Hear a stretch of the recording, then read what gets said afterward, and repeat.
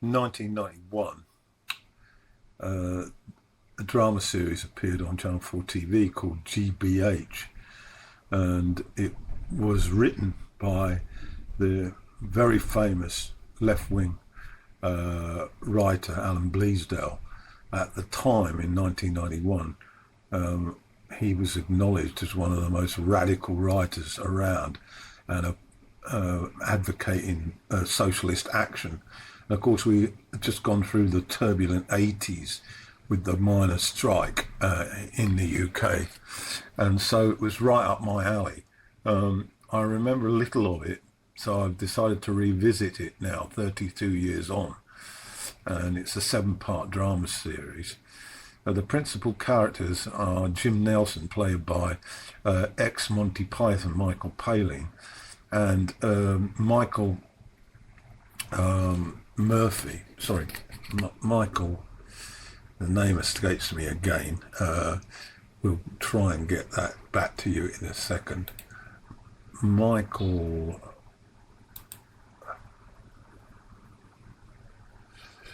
Murray, played by Robert Lindsay, who has just been elected as the leader of the local council, and he's a very militant left-winger. Nelson is also a socialist, but the two come together in a dramatic situation when a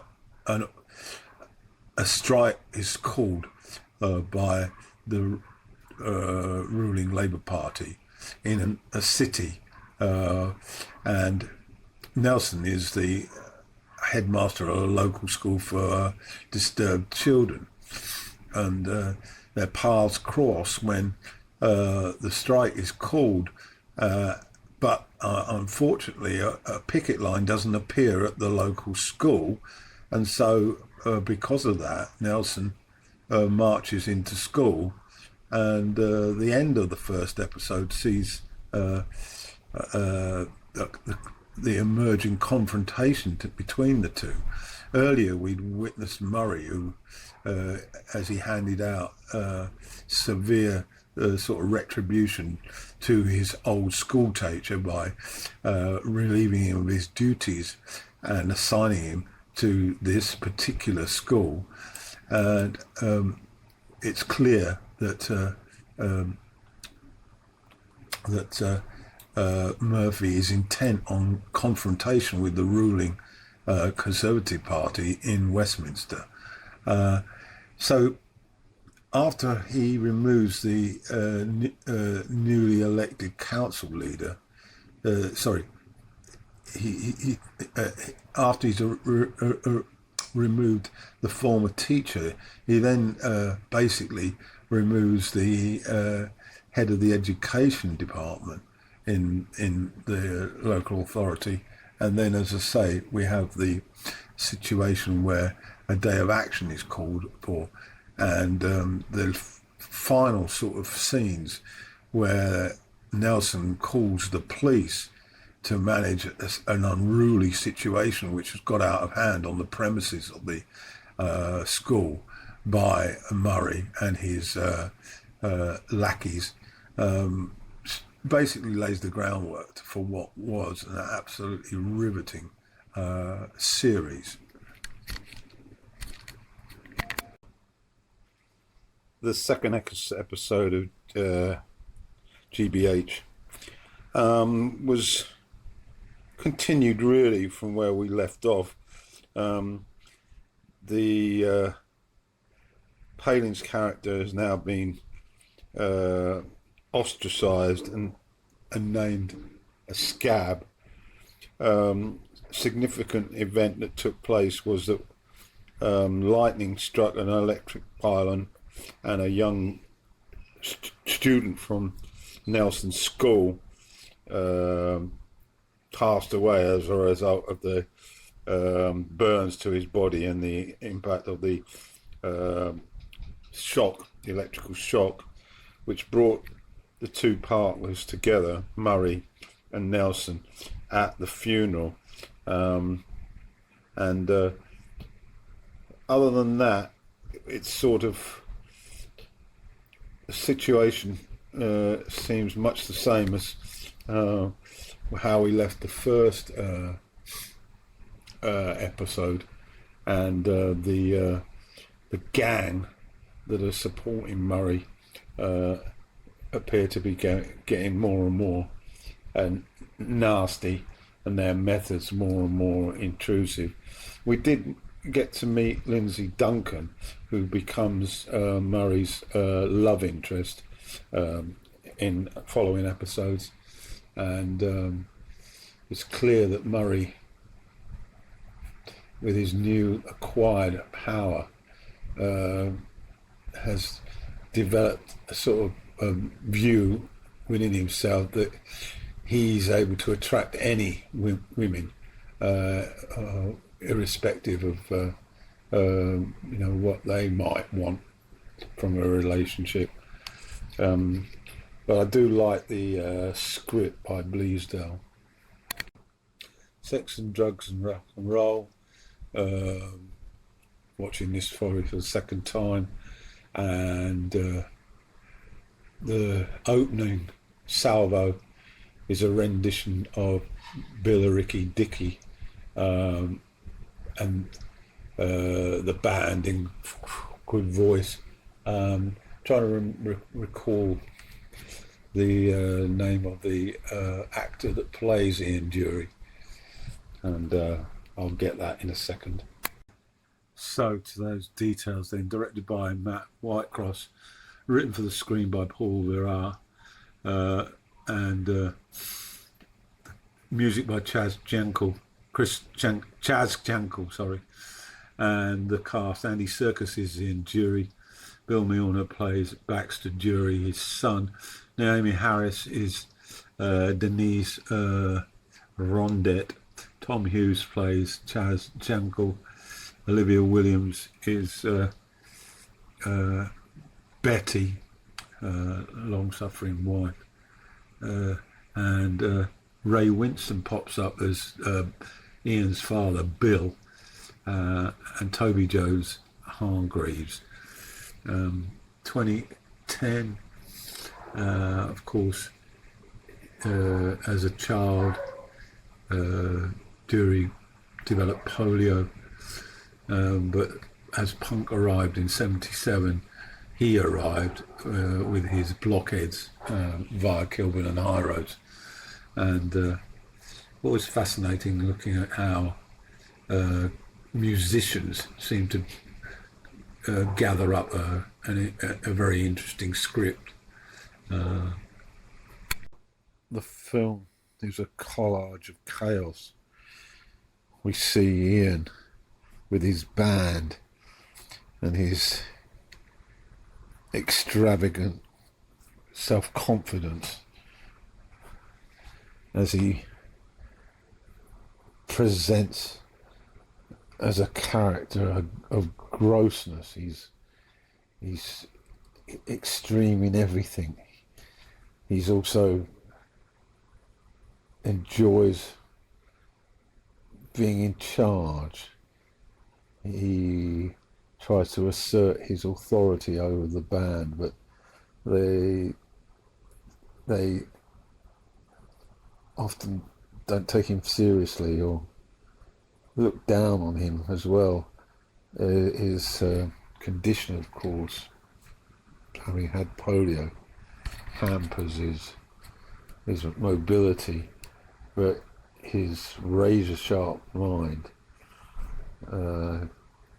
generates an abundance of verbal skills. We also see his family relationships, and they're a mixture really of cartoon-like animated pleasure with extreme volatile episodes where all is not well. He's not the typical father figure, and his son Baxter, at one point when Ian returns after a period away touring. Andy Serkis's portrayal of Dury doesn't leave anything to the imagination. We see his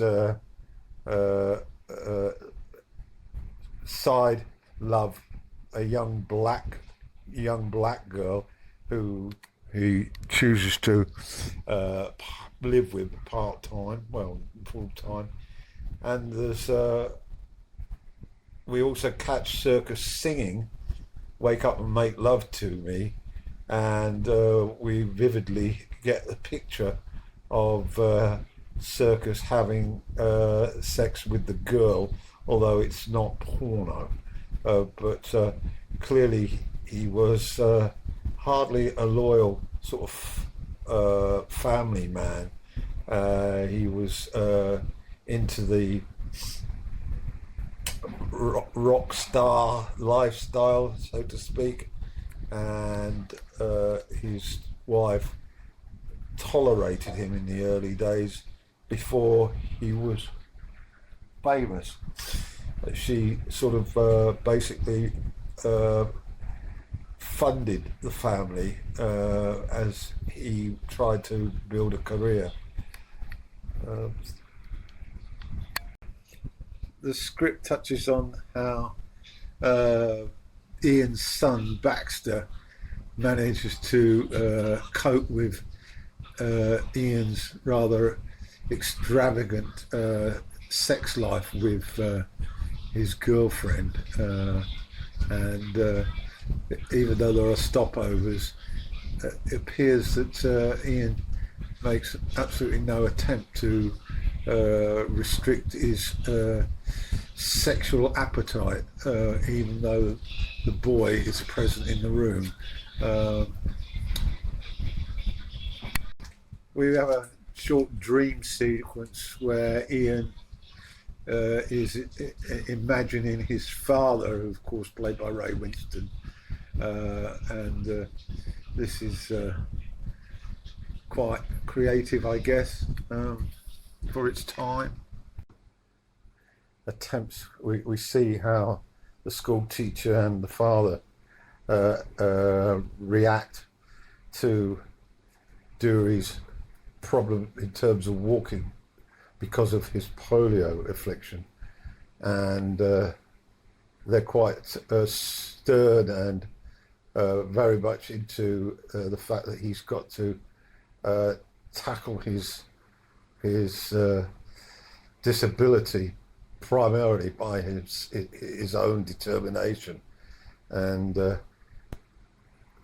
Winston comes out with this predictable phrase to enforce this attitude on Ian, when he says, you're born on your own, you die on your own, and in between your time should be focused on self-respect. There's another dream sequence involving his father. This time Dad's passed on and is lying in a coffin in a church, and Serkis acting is quite powerful as we see him emotionally entangled by it. Naomi Harris, who plays Denise, Ian's girlfriend, I recall her playing the part of a cop called Black and Blue, which I reviewed a few years ago. She was excellent as this cop working in I think it's New Orleans, right in the ghetto, trying to handle racism in the police force, and other notables. We mentioned Winston. Toby Jones' brief cameo as Ian's teacher in lower secondary, I would suggest. The excesses continue, and we catch a moment when Baxter's returning from a visit to his father after overindulging in drugs that seem readily available for the kids in Ian's place, and a conversation starts between Baxter's mother and Baxter about the visit, and she's driving the car, and then she appears to have taken her eyes off the road, and they're involved in a serious road traffic accident or of some description, and we then shift to the hospital with Ian seeing his wife, the mother of Baxter, now laid out seriously ill as a result of this accident. This I wasn't aware of. Right, closing thoughts on Sex and Drugs and Rock and Roll by Ian Dury. Well, it's starring Andy Serkis's Ian Dury, released in 2010. I honestly would have preferred to have had less music and more character development, and perhaps a normalcy. One could be led to believe from the footage that Dury's life was a series of chaotic sort of incidents and scenes that painted him really as a sort of cartoonish polio victim who laughed his way through life, and was unable to sustain any relationship of any kind really with any of the members that he came into contact with. The relationship with his son Baxter, we see the side which would provoke sort of shock, but we don't actually see any incidents that would have been more of a typical father-son relationship. It's all sensationalized. Now, if the research is that thorough that this was a true picture of how Dury was day to day, then fair enough. But it does seem to be a little bit stage managed for shock and surprise. For example, the scene where his wife has the car accident, we just glimpse the accident, then one visit to the hospital, and then we don't see any aftermath of that. Did she recover? What happened? It's all left up in the air, and Serkis is portrayed almost like a clown at times, and the makeup is excessive. But nevertheless, as a record of this iconic sort of music hall stroke punk recording artist, it's had its place and it has its value.